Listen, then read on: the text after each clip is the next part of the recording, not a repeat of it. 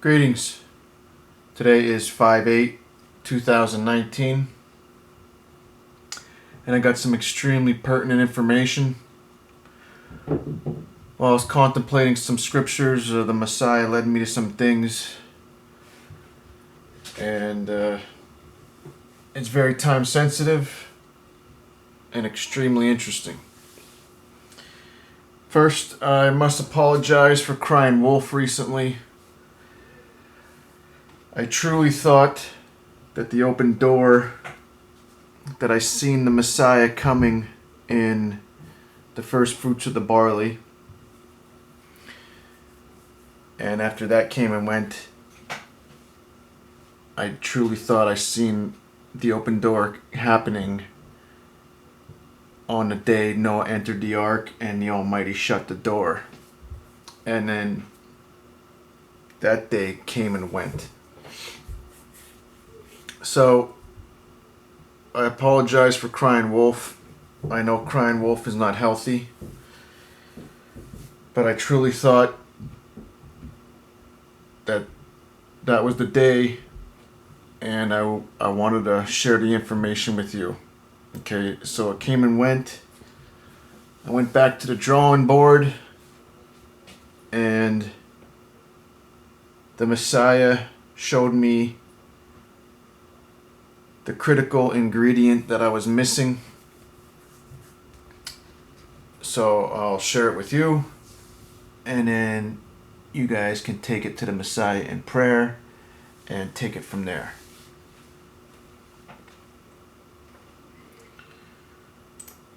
So the first thing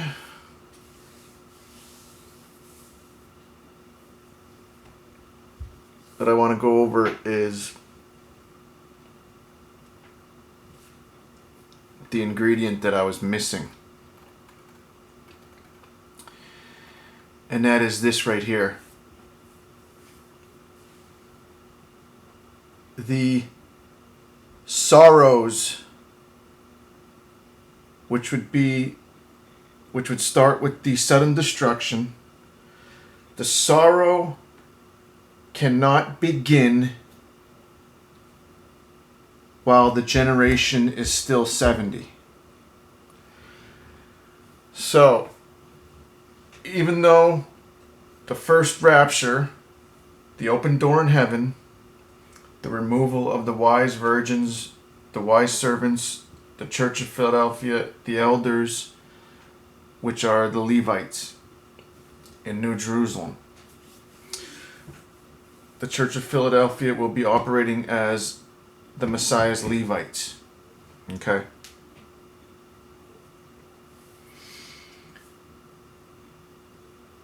When they are removed, that is the event that begins the sorrows. It's the sudden destruction. Okay? And like we talked about in the past, the first rapture is the one that's sudden. The second rapture is not sudden. It's carried out over a 7-year period, and everything gets worse and worse and worse and worse, and then you have the fifth seal martyrs testifying that the Messiah is coming back, and then you have the sixth seal carried out over a 2-year period, and then they're going to see the heavens shake, the sign of the Son of Man, which is the wormhole in space opening up, and then New Jerusalem coming through. They're going to see all of that before the second rapture. So the second rapture is not sudden at all. It's not out of the blue. It is blatant, obvious for the whole world to see. Every eye sees it. But the first rapture is the one that's sudden. It's the one where one day it's business as usual. The next day, everything's changed. And like the Messiah says, as in the days of Noah, they were eating, drinking, marrying, being given in marriage until the day the flood came and took them all away. They didn't understand until it was upon them. Same thing with Lot. Okay? So, the first rapture is sudden. And it's what begins the sorrows. However, per Psalm 90, the sorrows cannot begin until the generation turns 71. And the state of Israel is the earthly sign of the generation. All right? Now, the state of Israel, the people, the nation, is actually end-time Judah. But it was called the state of Israel prophetically because in the end, it'll be about the 144,000. So when we go to Psalm 90, we see this generation.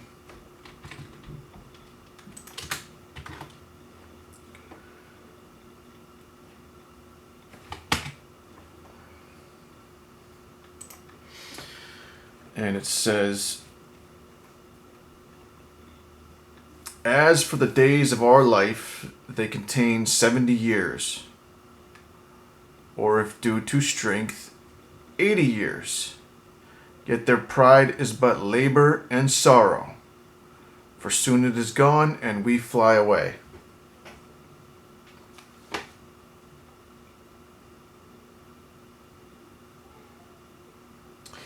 And see over here in the King James, it shows us clearer that the strength is referring to the 71 to 80. But it's labor and sorrow. And then they're soon cut off and fly away. And the King James uses cut off, which is the same as Daniel 9, cut off. And it's speaking of in the Hebrew, it's speaking of a raping, cutting the fruit, cutting the produce off from the earth, removing the harvest. And the Daniel 9 cutoff is the day of redemption. It's the second rapture. The Psalm 90 verse 10 cutoff right here, the we fly away, is the third rapture, which is the rapture of the 144,000 after they are killed by the beasts.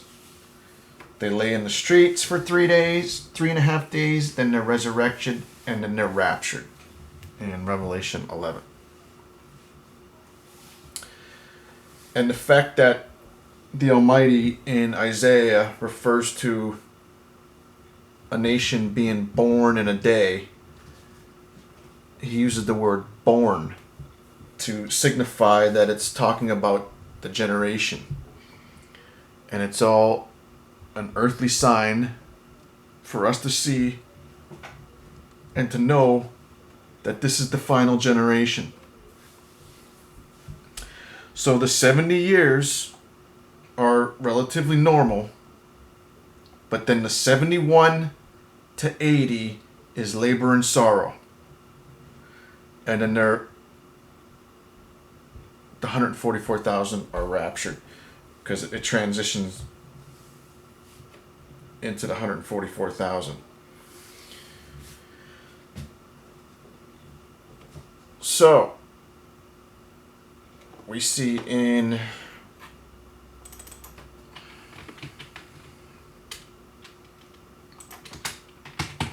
Matthew 24 what the beginning of the sorrows is. Okay. So, nation shall rise against nation, kingdom against kingdom. There shall be famines, pestilence, and earthquakes. All of these are the beginning of sorrows. And like we talked about in the past, Matthew 24, Mark 13, Luke 21, they're all the Messiah telling us the seals many years in advance to the revelation that was given to John. And right here, verse 7 is seals 1 to 4. And he's saying, all these are the beginning of sorrows. And then verse 9 is the fifth seal, which is the first tribulation. They will deliver you to tribulation. And then right here, all this, he's giving those in Judea a heads up about when the beasts come.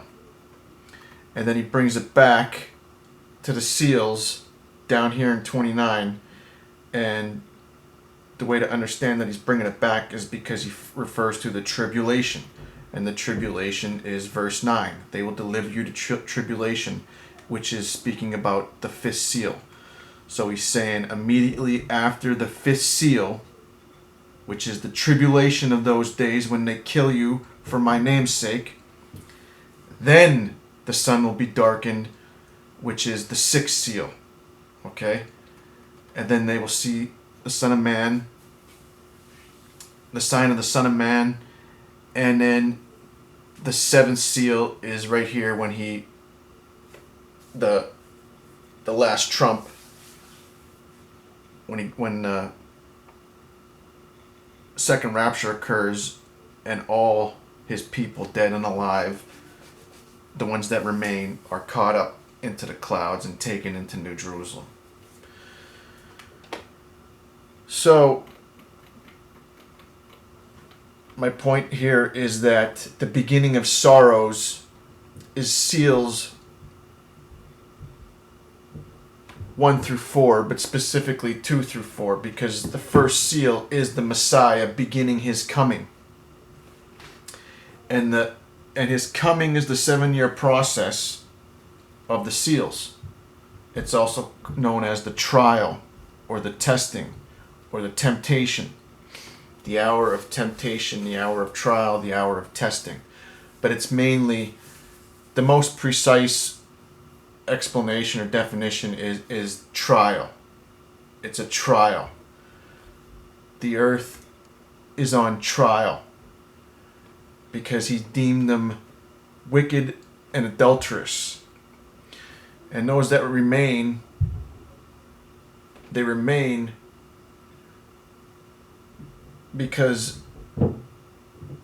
they were mixed up in hypocrisy like the Pharisees, 1. And 2, most of them are actually harlots. They're adulterers. Because the parable of the 10 virgins, when we hear about the foolish virgins, half of them being foolish, the word foolish throws us off, and it kind of makes us lean towards that they are not good. But when you study the parable of the 10 virgins, the fact that they are virgins implies that they only worship the Messiah, and he is the king of their heart and mind. And then the fact that they have a burning torch means that they are in the Word. They're sealed for the day of redemption, and they're anointed with his Spirit. And they're in the Word since they have a burning torch, and they're watching and waiting for his return. But when he opens the door in heaven, they're not allowed in because he doesn't recognize them, because they don't have his mark. And his mark is obedience to the commandments of his Father, doing the will of his Father. That's what they lack. However, they're actually, besides that, they're exceptional Christians. They're the top of the top. The 10 virgins are the top 10% of Christianity. And then the wise virgins are the top 5%, and they are the Levites in New Jerusalem. They're the elders. Okay? Now, the other 90% of Christianity is considered harlots because they're not virgins.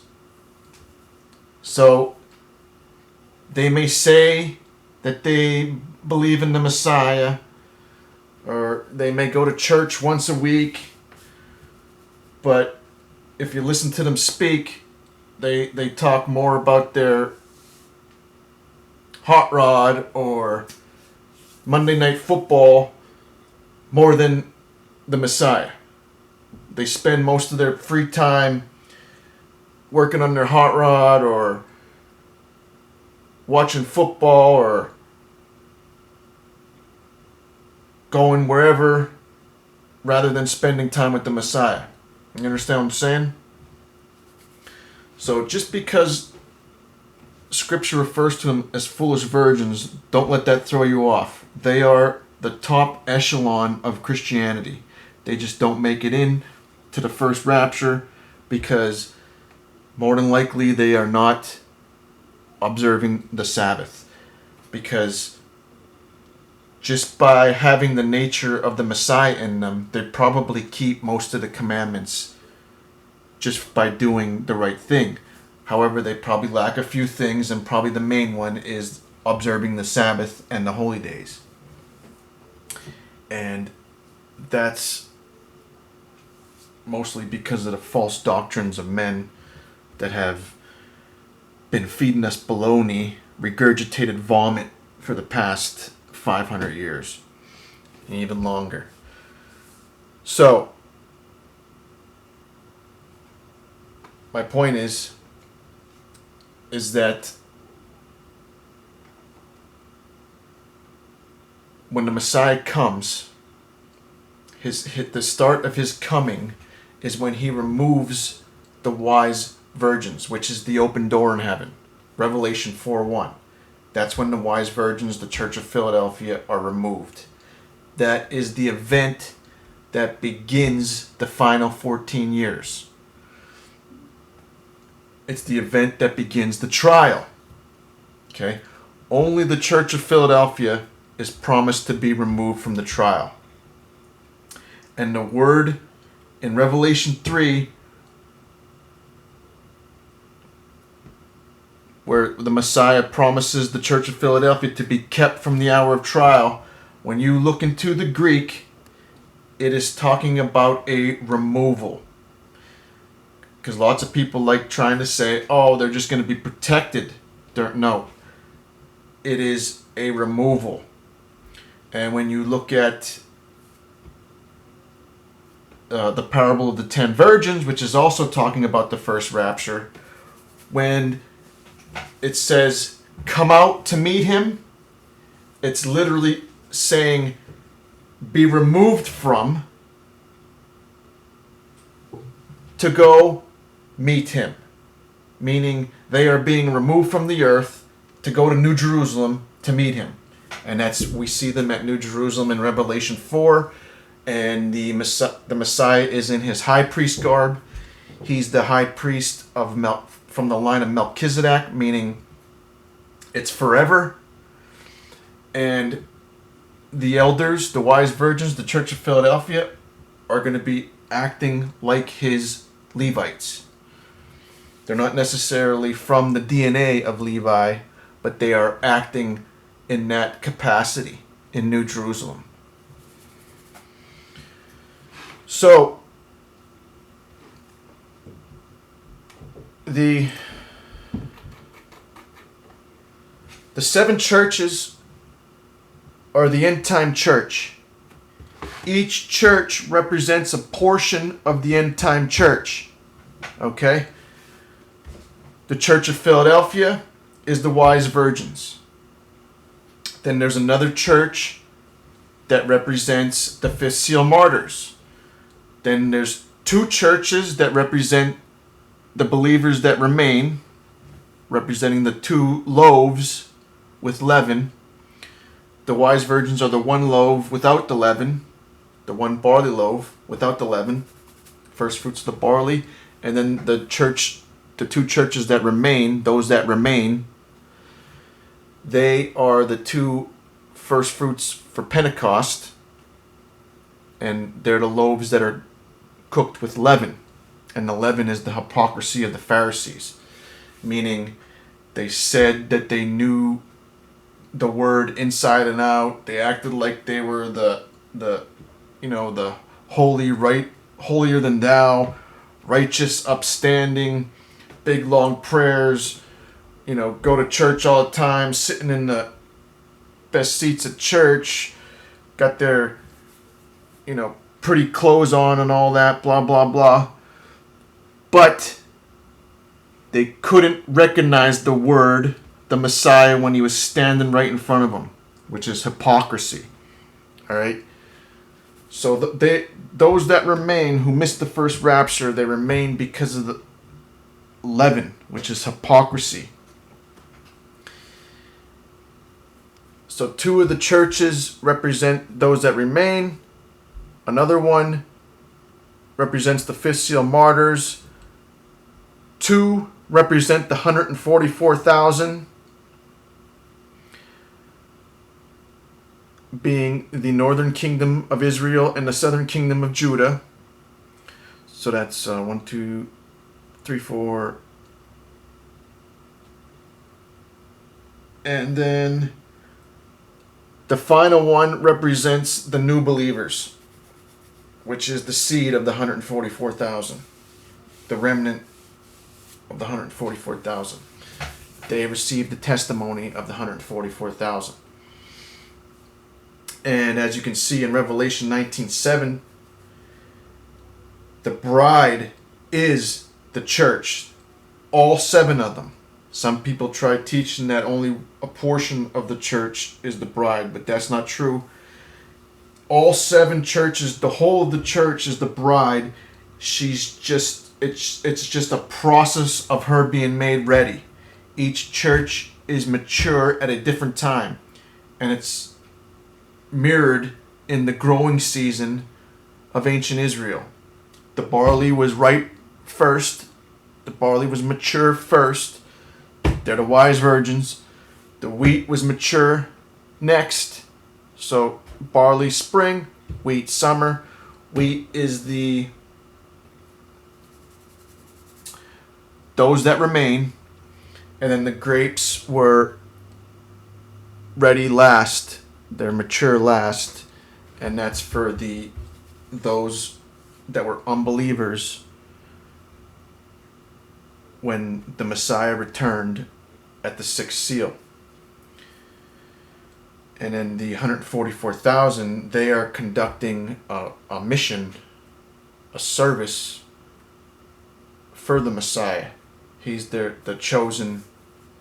They are his chosen elect. And when you look into the Greek for chosen, it's actually his favored, hand-picked elect. That's what the 144,000 are. So, and then after all 7 churches make it to New Jerusalem, which occurs right after the mark is set up and the new believers are killed, in Revelation 13 to 16 is when we see the new believers killed for refusing the mark and then raptured up. And then after that, that's when the bride hath made herself ready. Okay? So, I'm saying all this because the Church of Philadelphia, that one little small portion, is the only portion promised to be kept from the hour of trial. Okay? And as we can see in... let's go to Numbers 8.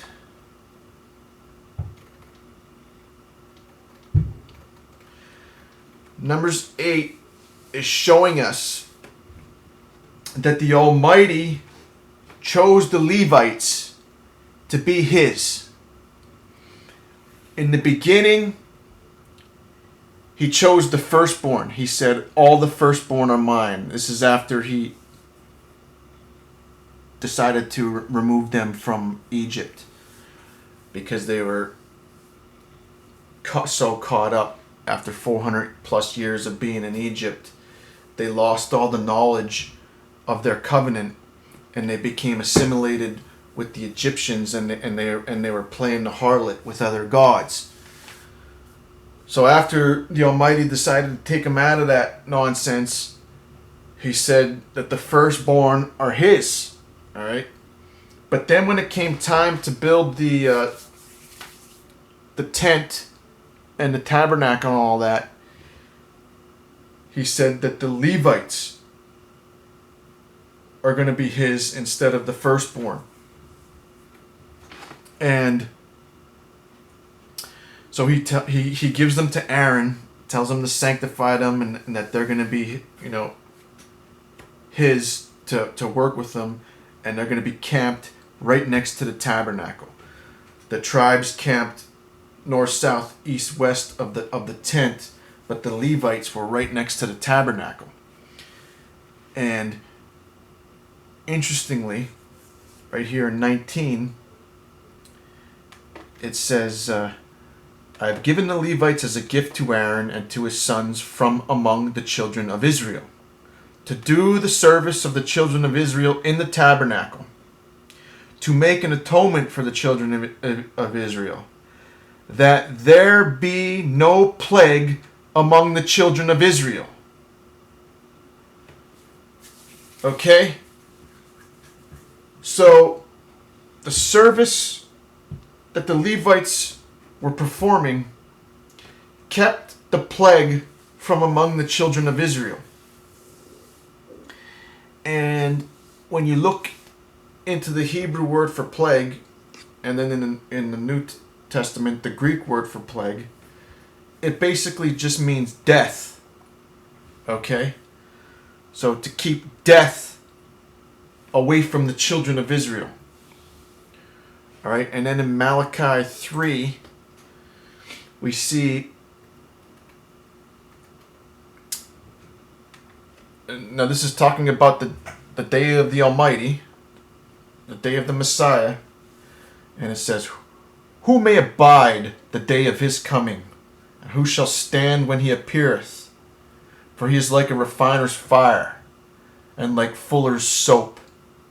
And he shall sit as a refiner and purifier of silver.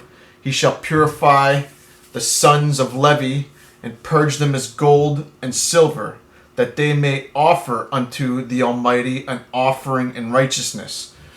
Okay, so this is talking about his coming, and then he's talking about Levi.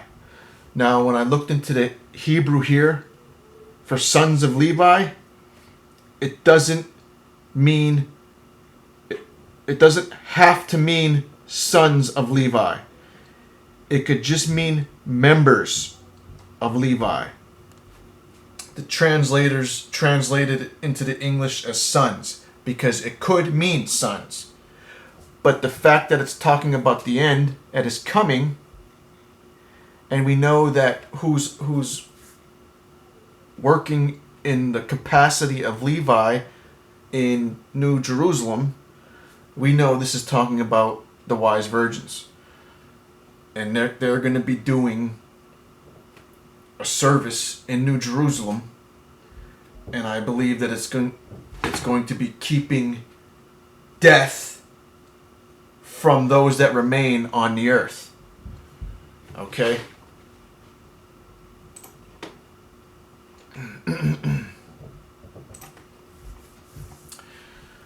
So the hour of trial is the 7-year process of the Messiah's coming, and it ends with his return.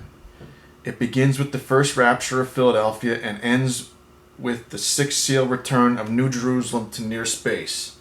So at the end of the 6th seal, when the wormhole that opens in space is the sign of the Son of Man. And we had a precursor of that with the picture of the black hole. Okay? that was a precursor. That was like a little sign before the big sign. And when the wormhole starts to open, the energy that's pushing out is what slams the space debris at Earth. And that's the stars falling. And then when it says the heavens departed like a scroll when it's rolled together, that's the actual wormhole being seen open. All right, it would look something like this. If you're standing on Earth looking up at the night sky, this is what it would look like. And then there would be this gigantic object to come through, which is New Jerusalem. I personally believe it'll probably be shaped like a football, but its shell is 200 plus feet thick of diamond, so it's going to be sparkling in brilliance, bright, shiny, beautiful, awe-inspiring. It's going to come through the wormhole, but it's going to be closer than the moon, so it's going to probably look like 50 times the size of the moon. Even though it's not quite as big as the moon, it's going to look way bigger than the moon because it's going to be closer. All right, and that's what everybody sees. The wormhole is the actual sign. And then New Jerusalem comes through, and that's when he is here. So he's returned. Okay, the coming ends, and he is here. So the first rapture is what starts this 7-year process of the trial, which is his coming. And it ends with his return in New Jerusalem with the Father, and everybody that's in New Jerusalem, and then they're in near space, and New Jerusalem remains there in near space until the end of the 1,000 years, after the earth is fully cleansed from all evil. And then the Father comes down to tabernacle with us. He's waiting for everything to be cleansed, which is one of the main underlying themes of all Scripture, is this 7,000 year cleansing process of the Father in heaven cleansing the heavens and the earth of the wickedness that the fallen angels brought. Okay? So, the first rapture is sudden, and it causes destruction. And here's a couple scriptures that talk about it. The second rapture is not sudden. It's prolonged, blatant. Okay? So that's the separation right there. Now, the appointed time at the end is 14 years. We've got the 7-year trial and the 7-year wrath, which would look like this. Okay? 14 years is coming. The wrath of the Lamb is the trumpets, 3.5 years. Wrath of the Almighty is the bowls, 3.5 years. Everything's finished in 2033. Okay, so this trial is actually the 70th week. Okay, then the 70 weeks are determined for your people, and then after the 70 weeks, they're cut off. And then the 71st week is the wrath, which is what we see here and here. Okay, and the 70 weeks began in 1536 with Suleiman. All right. Okay.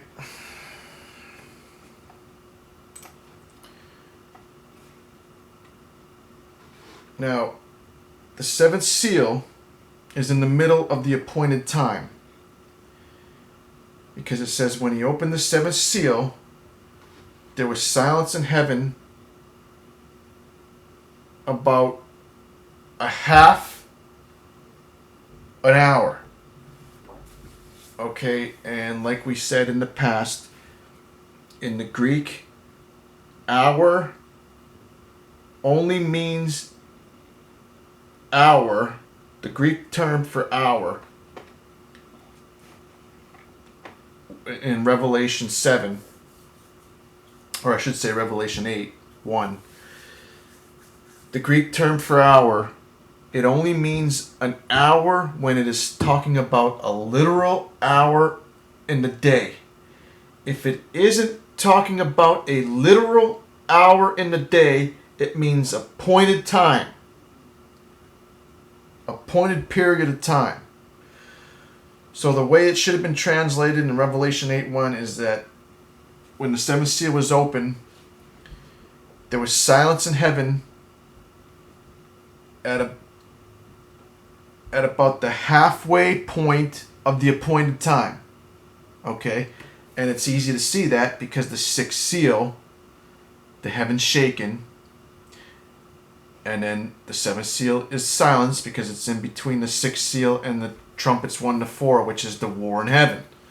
So we have space shaken up, and then we have a war in space, and in between is the silence, and it's at the halfway mark of the appointed time. So the 7-year trial and then the 7-year wrath, in between is the silence. All right. Now the Messiah is the rider on the white horse. Okay, he has the voice of thunder. Now, I know it says that the first beast, which is more than likely Michael, acting on behalf of the Messiah, acting on behalf of the Lion of the tribe of Judah, but it's representing the Messiah, and it's the beginning of his coming. It's the transition into war footing. The 7-year trial is him putting everything, the powers that be, under his feet. That's what he's doing. Okay, so he has a crown. That is Daniel 7:14, when we see him given a kingdom and dominion. So right here, and to him was given dominion, glory, and a kingdom. Okay, and the Son of Man coming, presented before the Ancient of Days, and we're seeing this in Revelation 4, 5, and 6.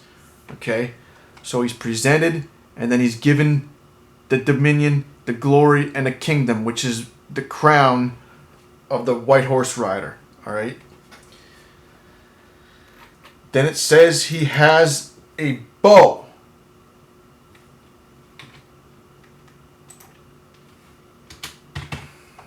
And we know who the bow is. Right here, it says, I will bend Judah as my bow, and I will fill the bow with Ephraim. So Judah, end time Judah, is the Messiah's bow, and end time Ephraim is the Messiah's arrows. Okay? And end time Judah is the state of Israel, and end time Ephraim is the United States of America. I spoke about that in past videos. Take too much time to go over that, but end time Judah is state of Israel, end time Ephraim is the USA. Now his bow is empty because he's already, at the time of the first seal, the arrows have already been shot out. Okay, and then in Deuteronomy 32, we see what the arrows are. Okay, 23 to 25. All right. Now, in the King James, it flat out tells us that he spent his arrows, meaning they're already loosed.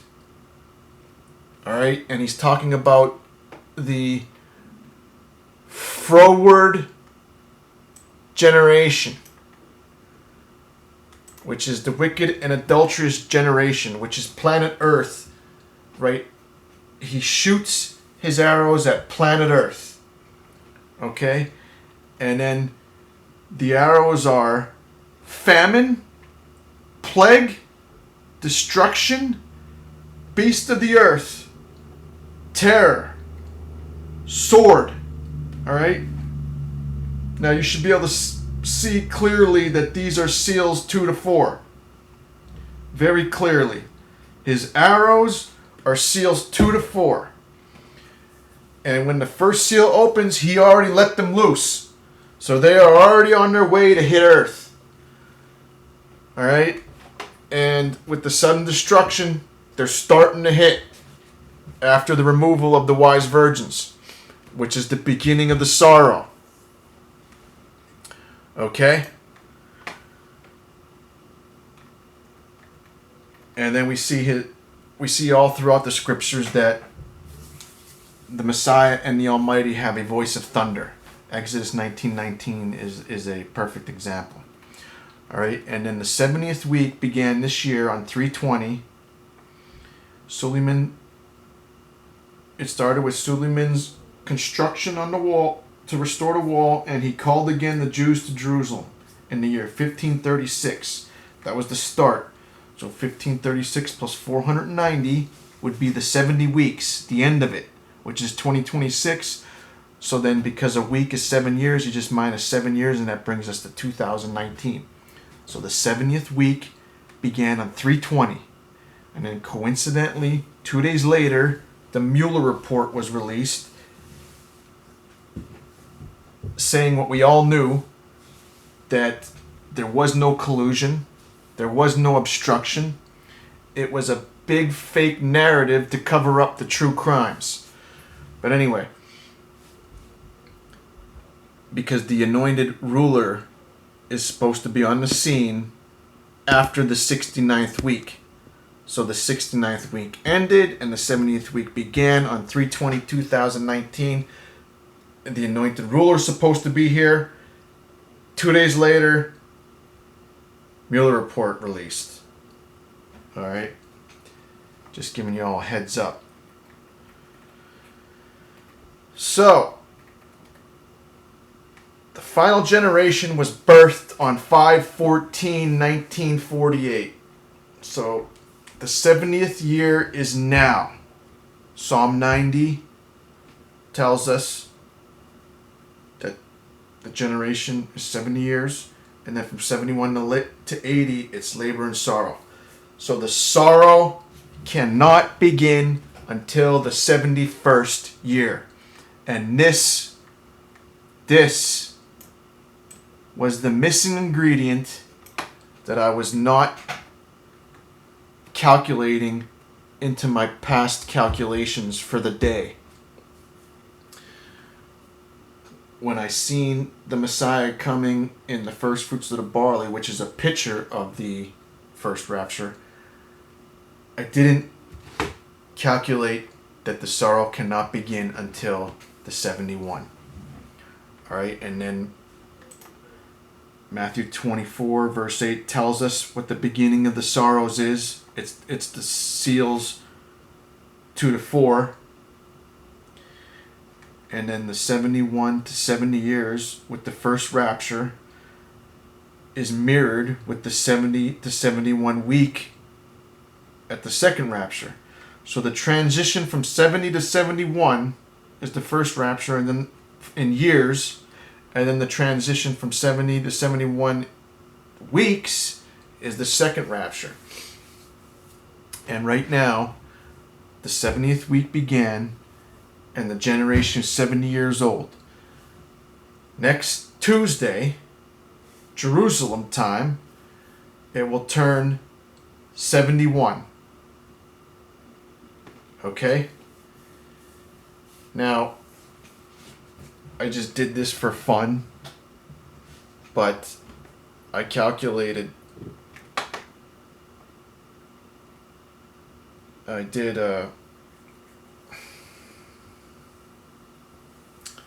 7 years times 364 days. And then I divided it by 24.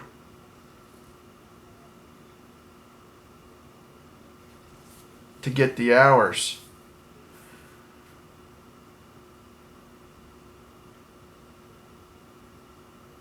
What did I divide it by? Anyway. I forget what I did. I was just trying to figure out what watch the Messiah might be coming in Jerusalem time. Because we know that it'll be about 106 days into the 71st week when the second rapture occurs, Pentecost. So I tried to figure out, convert 106 days to 1 day time period, and I got an hour, I think. So I was thinking that maybe after the first hour, which would be the first watch, basically, in Jerusalem time, that might be when the Messiah comes, opens the door in heaven. But I was just doing that for fun. Okay. So the angels in Acts 1:11 tells us that he will come in the same manner. And I missed this one, because I was thinking this would be when he comes down to finish the wrath. But once I thought about it and was studying this, will come is in reference to the coming. Because there's a coming, there's a return, and then there's a treading the winepress. His coming is the first rapture. His return is the second rapture. And then the next thing is treading the winepress. So there are 3 different events.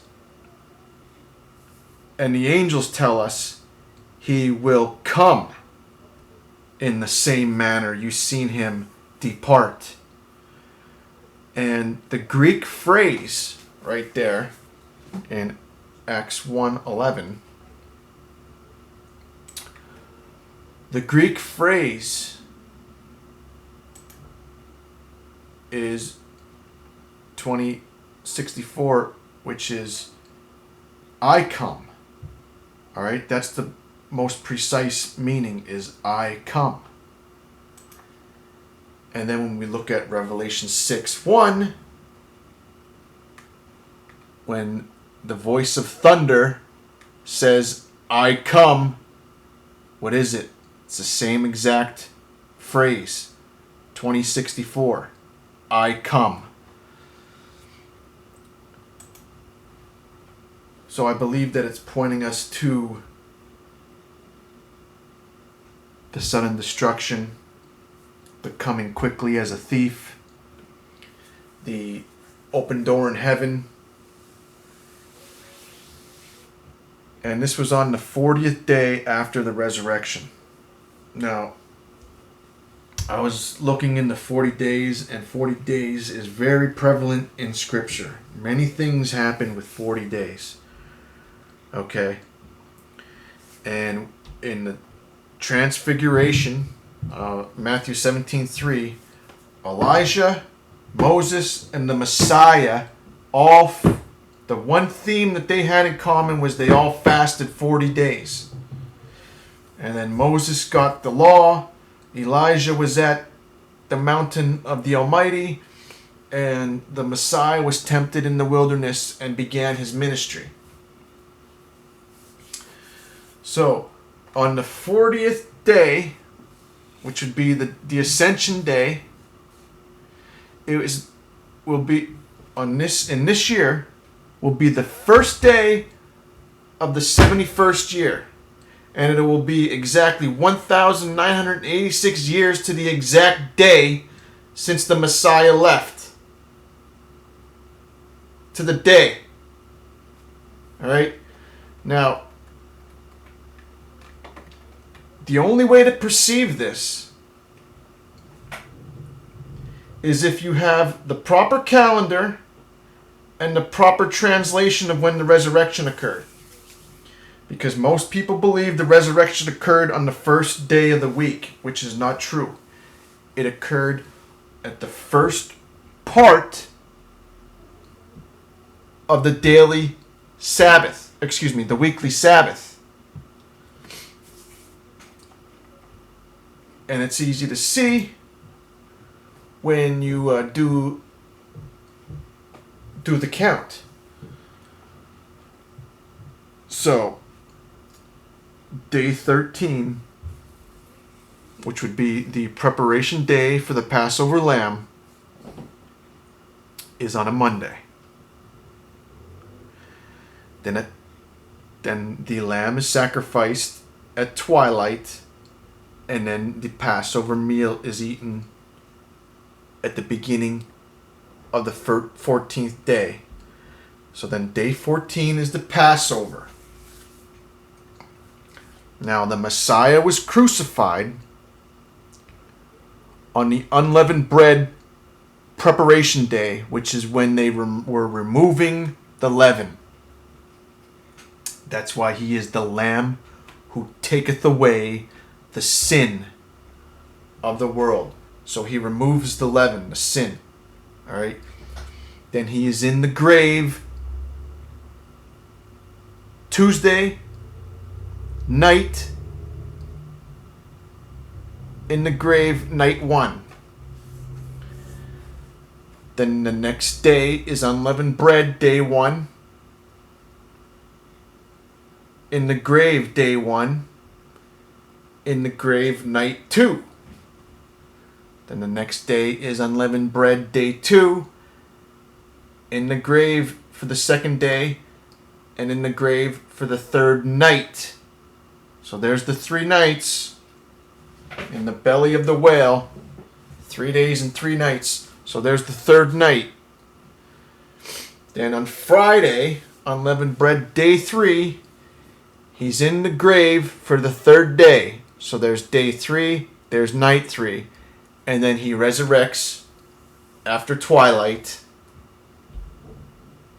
which is the first part of the Sabbath. So resurrection day 1. Then we have, now my point is that most people have him resurrecting on Sunday, but he didn't. He resurrected on the Sabbath, the first part, towards the first part of the weekly Sabbath.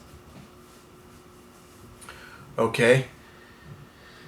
Then you do the day counts from the resurrection. So you have day 1, resurrection day 2, 3, 4, and so on. Okay. So on.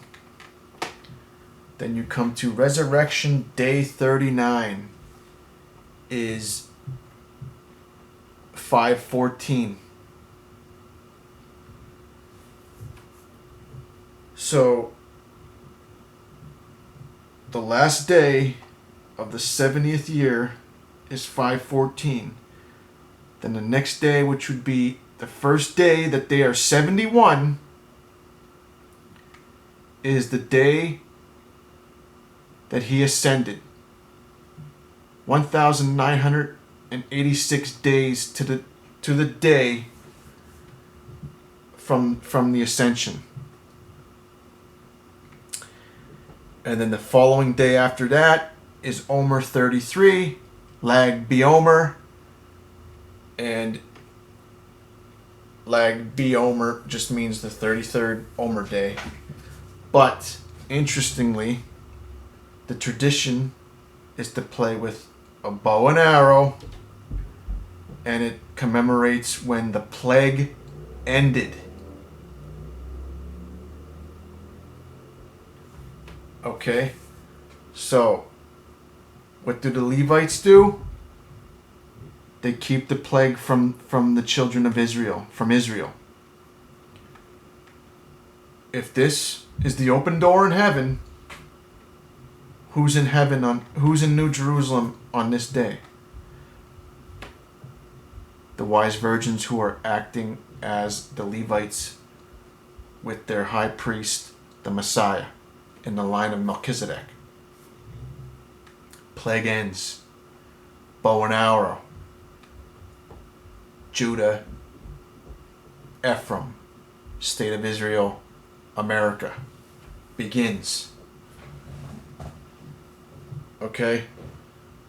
So, my point is that the Ascension Day and the resurrection count occurring exactly the first day after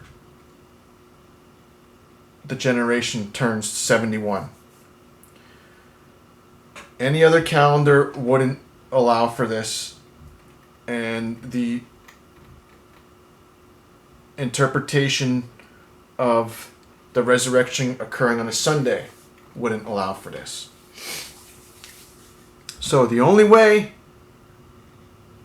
that the Ascension Day, being the day after the generation turning, the only way to perceive it is if you have the proper calendar and the proper interpretation of when the Messiah was resurrected.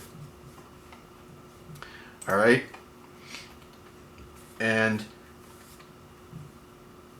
as we talked about before, the first rapture is the barley harvest. Okay? The wise virgins are the barley. The Church of Philadelphia is the barley. All right? And the raptures are reapings. They're harvests. And I've been saying this for years now, that the first rapture is the barley harvest. I never changed on that. I've been saying it for a long time.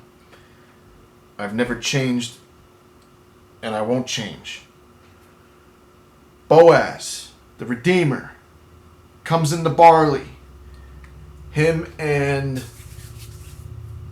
Ruth are united at the threshing floor of the barley while the barley was being winnowed. Okay? The Red Sea crossing occurred in the barley harvest. Noah entering the ark occurred in the barley harvest. The Passover pilgrimage is for the barley harvest. The barley loaf of the first fruits being waved. Barley harvest. Levites, the firstborn, first fruits. First fruits of the barley. Okay? So,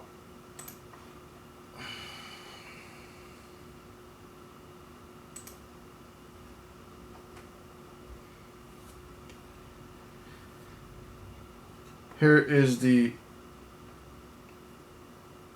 I just kind of wrote out what the Greek's saying in verse 11. So he will appear, come, in that manner, means, style, you've seen him depart. Okay? And then we see it rained 40 days, Moses with the Almighty 40 days, Goliath stood 40 days, Elijah fasted 40 days, Ezekiel laid on his side for 40 days, bearing the iniquity for Judah's 40 years, Jonah 40 days warning to Nineveh, Messiah 40 days in the wilderness, and then the Messiah waiting 40 days until after the resurrection until he ascended into New Jerusalem. Okay? So, with all that being said,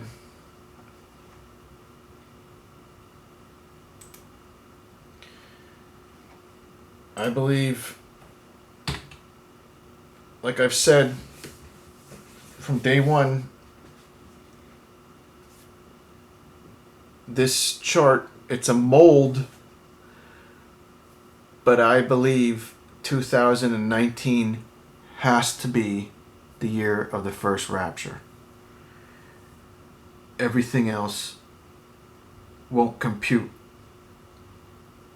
because the generation will be 71 and the wise virgins, the Church of Philadelphia, are promised to be kept from, removed.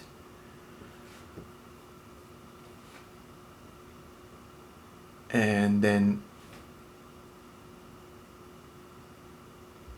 the day of the Ascension is the only thing that I see in between now and Pentecost, other than the 2 Sabbaths. But everything else has passed. And the missing ingredient that I was missing in my other calculations for the first fruits of the barley and Noah entering the ark and the Almighty closing the door, I was missing the ingredient of the sorrows can't happen until the generation turns 71. And another interesting thing about the sorrows is when you look up that term in the Greek,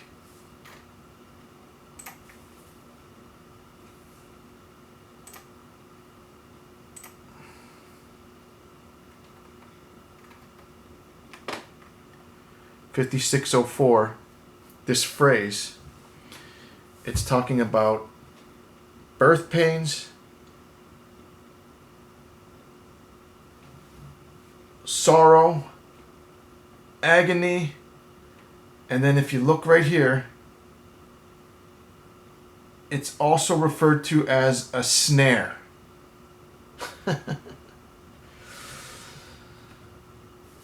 So, the beginning of sorrows, it's the snare. It starts with the snare. And the snare is the sudden destruction. And the sudden destruction is the removal of the wise virgins. The day before the removal, everything on earth, business as usual. Nothing weird. The day after, everything's changed. Never business as usual ever again. Everything's changed. The sorrow begins. The trial begins. It gets worse, worse, worse, worse, worse, worse, and worse, and worse, and worse until the 6th seal. And I believe the wars are going to start pretty quick because we see the state of Israel and America confronting Iran.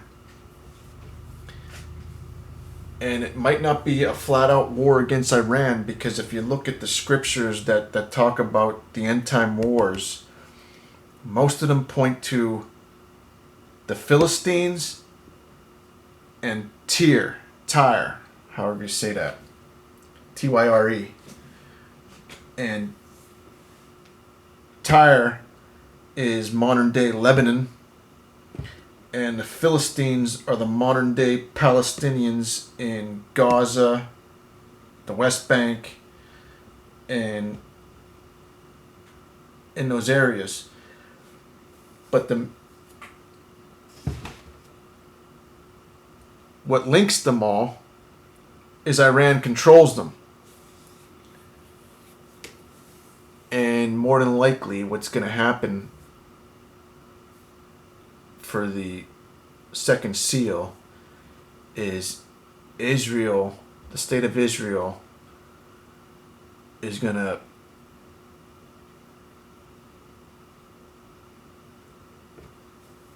throw a devastating blow to those entities that Iran controls with terrorist actions.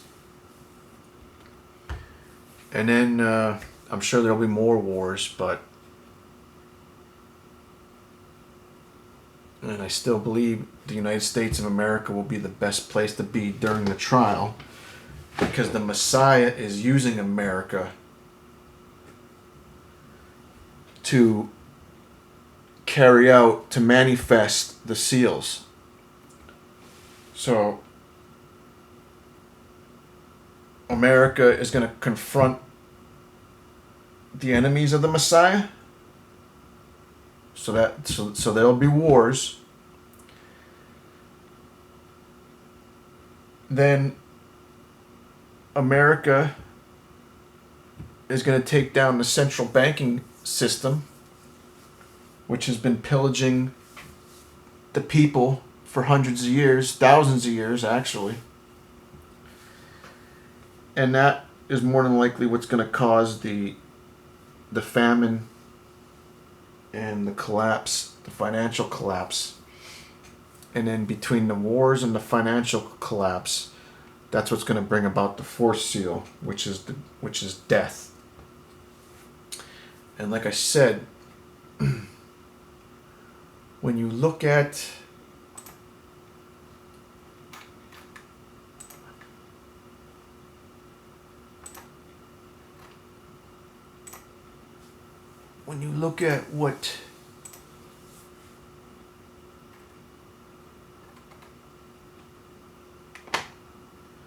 what they translate death. Okay. Right here. All right. So, a pale horse, and the one sitting on it was named Thanatos. And if any of you all are into that Avengers stuff, the main bad guy recently was Thanos. Thanatos is the fourth seal rider. Death, okay? And it says Hades was following with him, and it was given over. This isn't an actual fourth. This means a large portion of the earth to kill with sword, with famine, and with plague. But when you look at the word for plague, it's the same word as death. The literal entity that's called death. All right? So plague is death. And my point in saying this is that I believe the service that the wise virgins, the Church of Philadelphia, the service that they're going to be performing in New Jerusalem during the trial is going to keep this away from the believers here on earth. And that's why it says don't hurt back here in the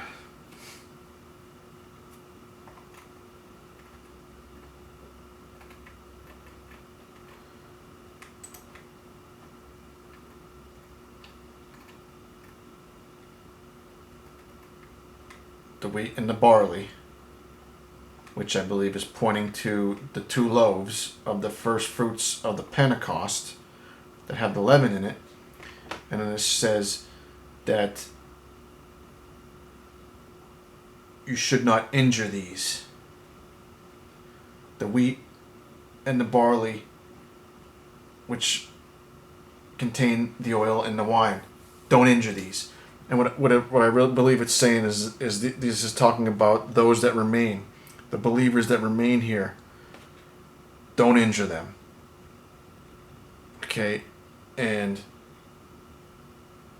the service that the wise virgins, the Church of Philadelphia, the elders are performing is assisting in this somehow. Okay? So, there you have it. I believe the day of Ascension, that there's a very strong possibility that the open door will occur on that day. And I'm going to fast and pray starting on the Sabbath. I welcome you all to join me. And I'm totally looking forward to this, one way or the other. Like I said, at least we'll know where we stand. And at least we'll know, if we don't make it, at least we'll know we got 7 years. We'll see the evidence of everything that we believed in. We'll see the evidence, which we already know, but I'm just saying we'll see it. And then we'll know where we stand, that we got to make adjustments, repent, and carry on for them 7 years. And if we make it in the New Jerusalem on the first rapture, well, then we're golden. We're with the Messiah. It means that we're one of his best buddies. And it will be totally awesome. I've spoken to people that actually have had dreams of the Messiah and New Jerusalem. And it sounds incredible. So, keep your eyes out. Be on alert. This is a high watch. The highest of the high. And I really don't see it going to Pentecost. Like, it just doesn't compute. And Pentecost is June 2nd this year. So really, after this date, there's only... So, Wednesday is the 15th.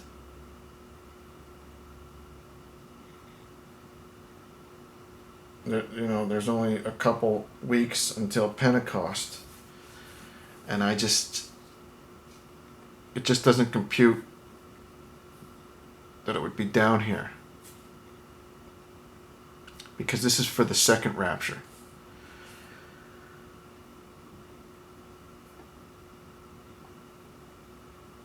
I truly believe that this is it. The Messiah answered our prayers and showed us. Now we can just get ready.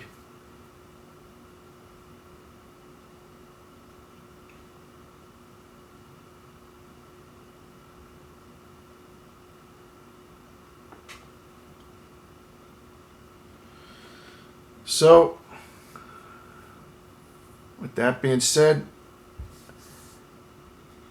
I'm going to do one last video. Probably I'll have it out Friday night concerning the Gentiles. I got to square that away. And then that's all the videos that I have planned to do. If the Messiah leads me to do another one, I will, but that's all. I'm actually over. I did about 7 more than I planned. But anyway. So take care till then. I ask that you copy and paste this video, send it to as many channels that are watchmen and watchwomen. Get this information out. I think it's extremely pertinent, and time will tell. So, may the will of the Almighty be done in the name of his only begotten Son, YaHushuWaH. Take care.